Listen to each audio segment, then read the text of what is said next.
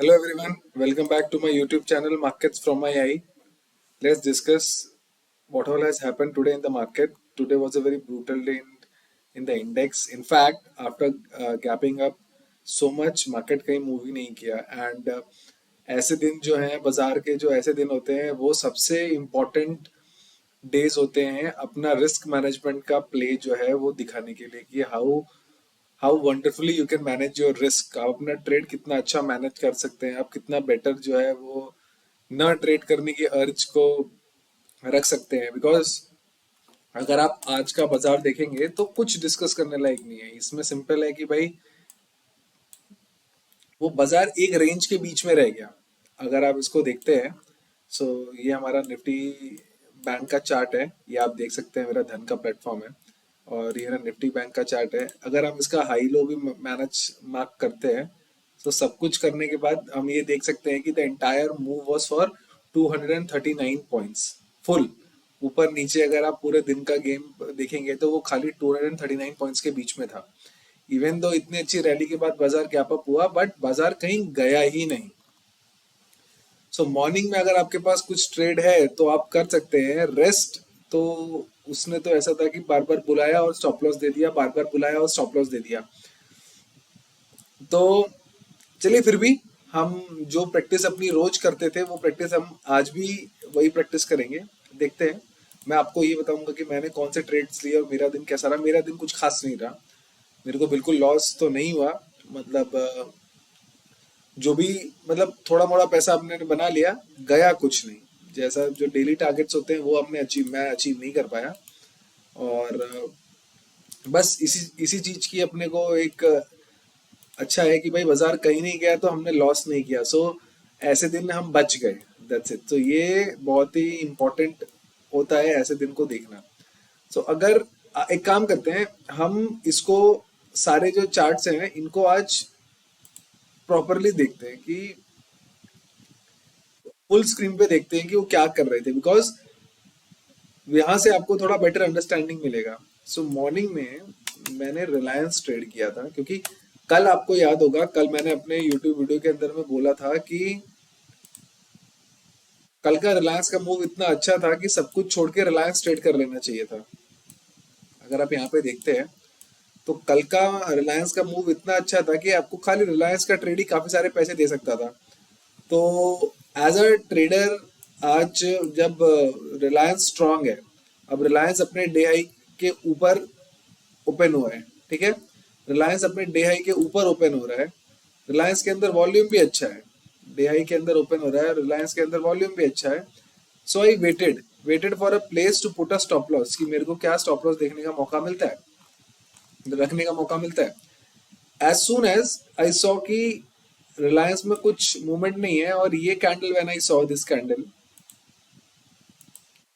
I immediately shorted Reliance, immediately putting a stop loss above this.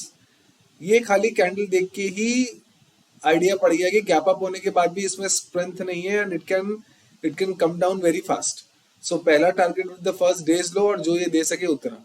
So this ये एक trade मैंने लिया था मॉर्निंग में रिलायंस के अंदर में, जस्ट खाली इसको ही ऑब्जर्व करके कि ये कैंडल को मैंने ऑब्जर्व किया और मैंने सोचा कि सब कुछ छोड़ो, निफ्टी विफ्टी लेने से बेहतर है कि यहाँ पे मेरे को स्टॉप लॉस छोटा मिल रहा है, मैं निफ्टी का पुट ऑप्शन ट्रेड करूं, उससे बेटर है कि मैं रिलायंस को शॉर्ट कर देता हूँ। तो रिलायंस को ट्रेड करना वो मेरे लिए सबसे बेटर, काफी बढ़िया रहा। तो रिलायंस स्ट्रांग था, गैप अप ओपन हो रहा है, पहला 5 मिनट का कैंडल भी अच्छा दे रहा है, एक फेक ब्रेकआउट दे रहा है और वहां से वो नीचे की तरफ में जा रहा है। तो ये मेरे लिए ट्रेड करने के लिए सबसे अच्छा था। दूसरा, अगर आप एच डी एफ सी बैंक को देखते हैं, एच डी एफ सी बैंक स्पीड से गिरने लगा कल। अगर आपको ध्यान होगा तो ये जो मेरी लाइन बनी हुई है, देखिए आप, कि हमने कल ये डिस्कस किया था कि 1567 जो मेरा लेवल है वो 1567 के ऊपर कल अगर बाजार जाता है, ये देखिए, तो मैं बैंक निफ्टी के अंदर बुलिश हो जाऊंगा। तो बाजार गया, ये इसका ब्रेकआउट लेवल है, निफ्टी, सॉरी, एच डी एफ सी बैंक का ये ब्रेकआउट लेवल है। मैं वॉल्यूम भी हटा देता हूँ फॉर द मोमेंट, ताकि हमको चार्ट दिखे।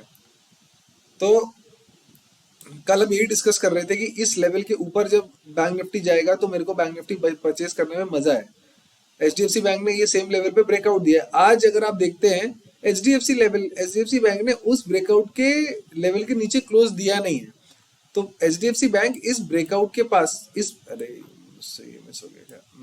इस ब्रेकआउट के पास में एचडीएफसी बैंक जब भी आ रहा है बार बार सपोर्ट लेके ऊपर चले जा रहा है, तो मेरे लिए एक अच्छी चीज है कि ठीक है एचडीएफसी बैंक इसके नीचे नहीं जा रहा, इस लेवल के एचडीएफसी बैंक नीचे नहीं जा रहा है। तो आप अगर मॉर्निंग में देखते हैं तो मॉर्निंग में ये कैंडल आप देखिए कि एचडीएफसी बैंक खुला और खुलने के बाद में अपना पहला ही रिजेक्शन कैंडल बना के नीचे आ रहा है।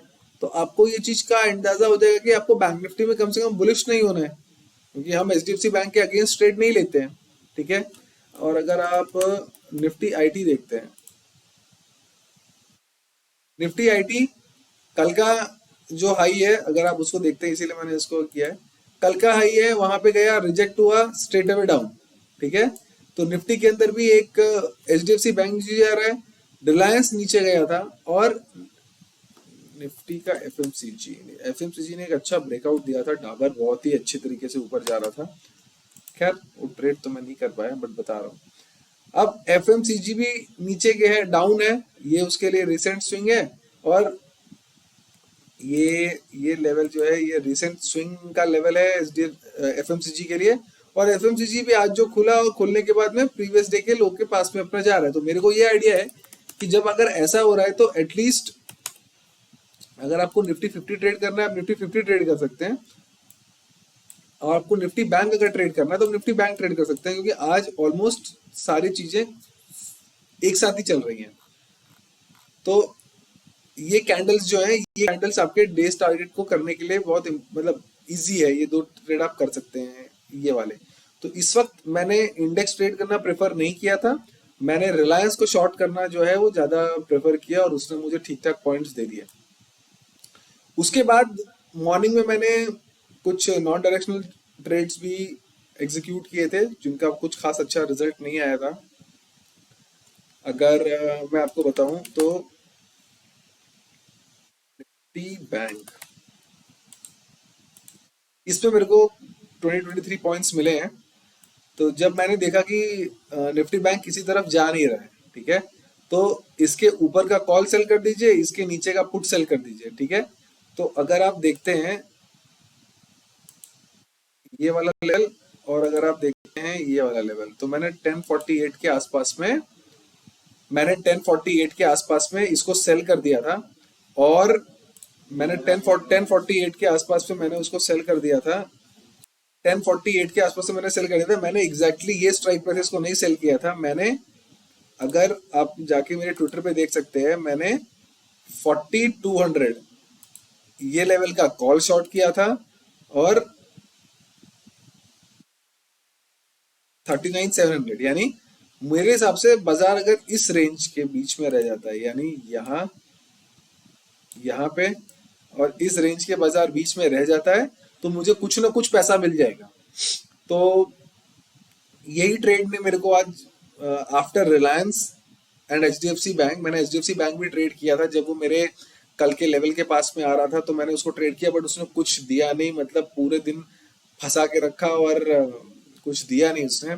तो 3 रुपए लेके वहां निकलना पड़ा। और ये वाला जो ट्रेड था, स्ट्रैंगल जो हमने क्रिएट किया था, मैंने क्रिएट किया था, वो आप देख सकते हैं मेरे ट्विटर पे अवेलेबल है। वो स्ट्रैंगल ने मेरे को थोड़ा पैसा दे दिया कि मार्केट रेंज में रह गया। मैंने 4200 और 39,700 का कॉल, 39,700 का पुट और 39,200 का कॉल बेचा हुआ था, उसके बीच में बाजार रह गया, तो थोड़ा बहुत डीके जो है वो मेरे को मिल गया।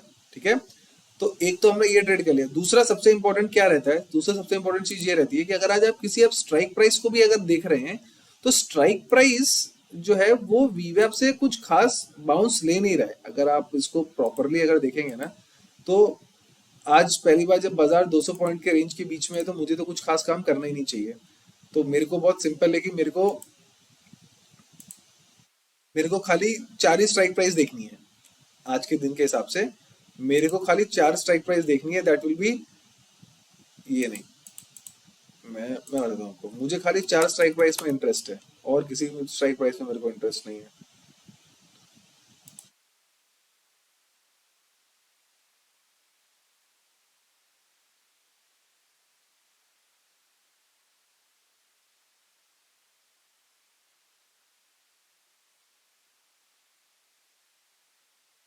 अगर आप अगर आप देख रहे हैं तो आप ऐसे इसको पहले क्रिएट कर सकते हैं। मैं मेरी एक स्क्रीन जो है उस पर अलॉटेड रहती है। तो अगर आप इसको देख रहे हैं कि ये मेरे सामने 40,000 का कॉल ऑप्शन और 40,000 का यहाँ पे मैंने पुट ऑप्शन मैंने यहाँ पे लगा के रखा है।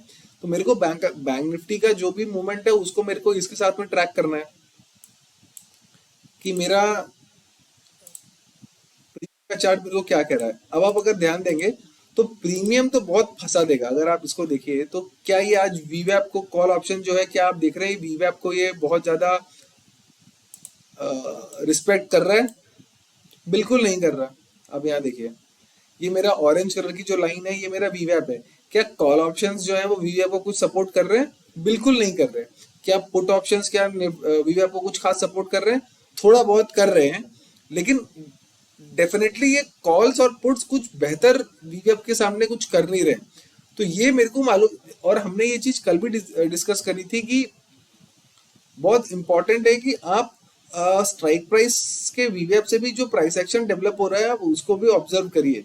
जब वो वीवैप को रिस्पेक्ट दे ही नहीं रहा तो मैं वीवैप के बाउंस और वीवैप के रिजेक्ट का ट्रेड कर कैसे सकता हूँ? पॉसिबल ही नहीं है, वो बार मौके नहीं दे रहा। तो इसके लिए मैंने निफ्टी बैंक में तो एक ट्रेड भी नहीं किया, क्योंकि मिल ही नहीं रहा ना अपने को ट्रेड। वो वो दिखना चाहिए कि भाई ये कुछ रिजेक्ट हो रहा है, बाउंस ले रहा है, तो निफ्टी बैंक वैसा कुछ कर ही नहीं रहा है। तो मेरे को कुछ करने की जरूरत ही नहीं है, हमें अपने रूल्स के साथ फिक्स्ड रहना है। क्योंकि यहाँ अगर आप ट्रेड कर रहे होंगे ना तो मोस्टली ट्रेड होप में होगा, अरे अब निकल जाएगा, अब निकल जाएगा, अब निकल जाएगा, इस बार ब्रेकआउट दे देगा, यहाँ से ब्रेकआउट दे देगा। मैं बिल्कुल इंटरेस्टेड नहीं हुई। ऐसा ही अगर 3-4 बार प्राइस एक्शन डेवलप हो गया, मैं तो कुछ नहीं कर रहा। मैंने चुपचाप एक स्ट्रैंगल क्रिएट कर दिया है, वो मेरे को जो डीके दे देगा दे देगा। अगले दिन भी अवेलेबल है, उस दिन पैसे कमा लेंगे। तो ये आप थोड़ा बहुत एक्सपीरियंस से मतलब आपको ये थोड़ा समझ में आ जाएगा कि how to play this thing. ये एक्सपीरियंस से ही आएगा, ये ऐसे नहीं आ सकता। अब आप अगर निफ्टी का चार्ट देखते हैं तो निफ्टी का भी चार्ट ऑलमोस्ट ऐसा ही है। अब देखिए, मॉर्निंग में जो फर्स्ट 45 मिनट था उसके बाद तो कोई प्राइस एक्शन ने कुछ कुछ शो ही नहीं किया है ना। बहुत है तो ये 17,100 का जो कॉल है यही थोड़ा बेटर है कि आपको अगर कभी सेल करने का मौका है तो अभी सेल कर सकते हैं। आप यहाँ देखिए, आप बाई कहाँ करेंगे? पुट पुट बाई करने के लिए आपके पास जगह अवेलेबल नहीं है, क्योंकि ये वीवैप से कैसा। अब जैसे देखिए, मैं आपको बताता हूँ, इतना वीवैप की बातें कर रहे हैं तो हमें देखना चाहिए कि वीवैप से कर क्या रहे हैं। क्या ऐसा इराटिक प्राइस एक्शन जो है वीवैप से कभी और हो रहा है क्या? अगर आप पुट ऑप्शंस को भी देखते हैं, नहीं हो रहा। बाउंस लेके ऊपर चले जा रहा है, वो सब कुछ कर रहा है। देखिए यहाँ पे, देखिए आप ये पुट ऑप्शन को देखिए कैसा वो बिहेव कर रहा है वीवैप से। यहाँ पे देखिए, तो हमारे लिए बेस्ट क्या है? हमारे लिए बेस्ट है जब वो वीवैप से प्रॉपरली बिहेव कर ही नहीं रहा। तो मेरे लिए वीवैप की कुछ इंपॉर्टेंट रोल ही नहीं प्ले करता ना। वीवैप मेरे लिए इंपॉर्टेंट, कोई मेरे लिए रिव्यू आज इंपॉर्टेंस नहीं क्रिएट कर रहा, क्योंकि वो वीवैप को रिस्पेक्ट ही नहीं कर रहा। तो बेस्ट है कि ऐसे टाइम पे आप नॉन डायरेक्शनल अप्रोच बना लीजिए। नहीं तो अगर आप लकी नहीं होंगे तो तुरंत आपको नुकसान हो जाएगा, लकी नहीं होंगे तो आपको तुरंत नुकसान हो जाएगा। तो इसके लिए मैं कहता हूँ कि वो वीवैप से कैसा बिहेव कर रहा है हमको वो देखना है। तो एटलीस्ट ये कॉल ऑप्शंस कभी कभार आपको ठोकने का मौका मिल सकता था, लेकिन डेफिनेटली आप ऑप्शन बाई करना तो आपके लिए बहुत बहुत ज्यादा डिट्रीमेंटल हो सकता था। आपको ऑप्शन बाई नहीं करना चाहिए था। तो ऊपर वाले का थोड़ा कर्म है कि अपने को थोड़ा आइडिया था तो अपने थोड़ा बहुत नॉन डायरेक्शनल ट्रेड कर लिया। रादर अगर ऑप्शन बाई किया होता तो बहुत बुरा लग रहा होता आज कि ये ऐसा ऐसा कैसे हो गया, लॉस इतना क्यों हो गया। ये तो आप ऐसे देख सकते हैं। दूसरा, इंडेक्स में तो आज कुछ था नहीं, इसके लिए हमने इंडेक्स में इतना ट्रेड किया नहीं। लेकिन अगर आप दूसरे इंडेक्सेस को अगर देखते हैं कि दूसरे इंडेक्स क्या कर रहे हैं, तो मैंने आपको पहले ही बताया हुआ है कि आप चाहें तो एफएमसीजी को देखिए। आप एफएमसीजी क्या कर रहा है, और ये काम हम रोज करते हैं। अब निफ्टी का जो एफएमसीजी है वो ऑलमोस्ट एक ब्रेकआउट टाइप दे रहा है, ऊपर की तरफ में जा रहा है। तो आप ये यहाँ पे आप ये देख सकते हैं ना कि ऐसा कौन सा स्टॉक है जो निफ्टी एफएमसीजी को ड्रैग कर रहा है। ठीक है, यहाँ पे निफ्टी का फार्मा है।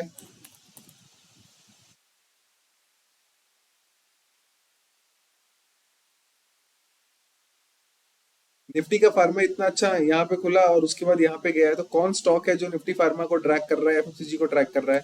आप वो अच्छे से आप देख सकते हैं। जैसे देखिए यहाँ पे एफएमसीजी पे मैं गया, मैंने इसको परसेंटेज चेंज किया, अब मेरे को दिख रहा है इमामी में ट्रेड नहीं करता, लेकिन डाबर इंडिया है। क्या मैं डाबर को ट्रैक कर सकता हूँ? हाँ, मैं कर सकता हूँ डाबर को ट्रैक। एक सेकंड।